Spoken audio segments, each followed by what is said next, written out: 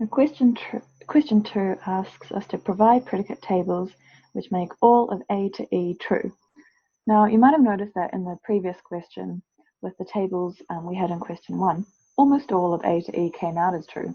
So that could be a good strategy, is to just see what needs to be minimally tweaked from the tables in question 1, and that could give you some tables which make all of A to E true. But the way I'm going to do it is just pretending I've never seen the tables in question 1. How could I work this out from scratch?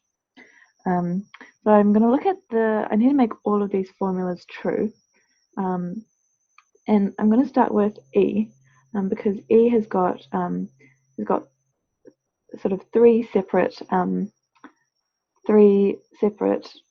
things that I can sort of read the truth value straight into the table sort of straight away. Because since they're a conjunction, I know that each of these parts has to be true. So JAA has to be true.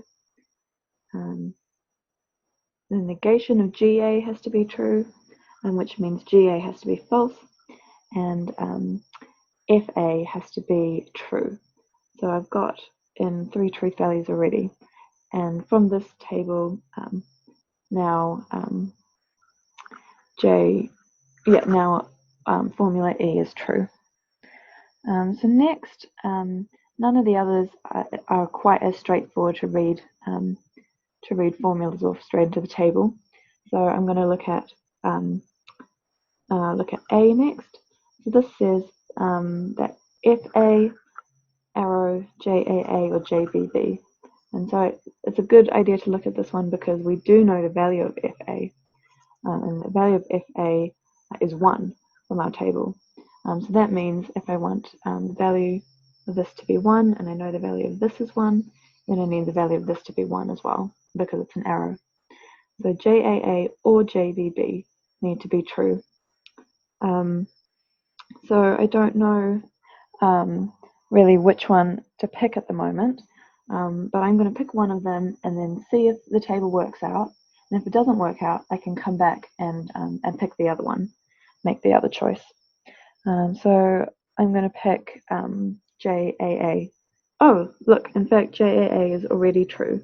We knew that from down here in E. So that's great. That means since JAA is true, then this OR is already true.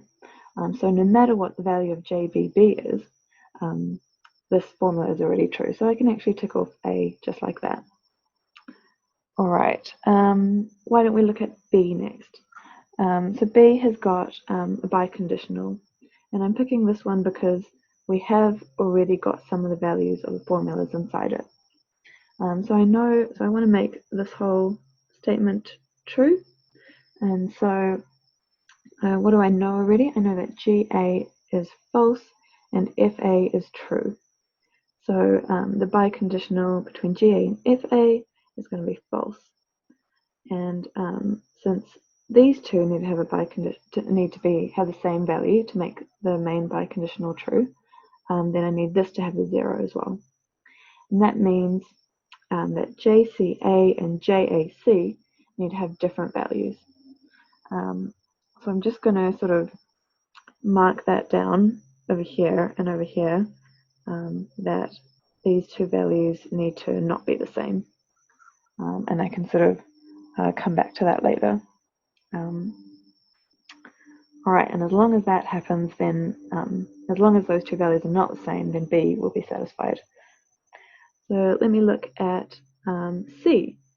This has a long set of conjunctions, a long conjunction, arrow JCB. Now I know that a sort of easy way to make this true would be to just make JCB true. So I need to make this arrow true. If I made the choice to make JCB true, then no matter what the values are of this long conjunction, the arrow would be true.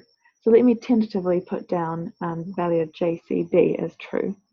JCB, that's over here, and that is true, but I'm just going to put that in brackets because that's a choice I've made, and if it leads to a contradiction later, then I can come back and and yeah, make the opposite choice over there. And the last one we have to look at is D. That says negation of JCB, arrow, and then a sort of three-way conjunction. So I had JCB, I chose to make it the value 1.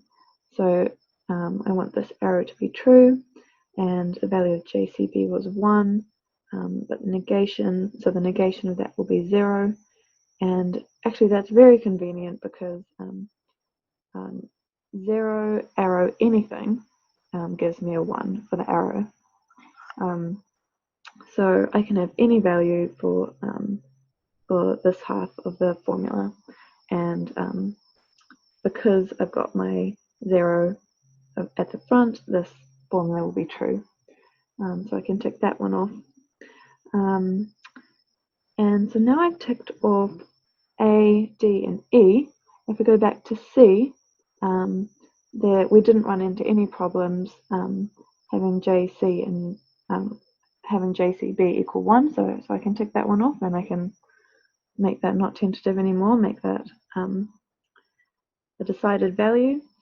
And all I needed to tick off B is for these values to be the same, these two values. So why don't I make them both zeros? And then I can tick off B. And now we've made all of the formulas true using this table. And these are the only, these values that I've filled in are the only ones that actually matter here.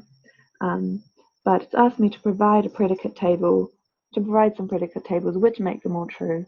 So I'm just going to fill in the rest to make a complete predicate table. Why didn't I just fill them all in with ones?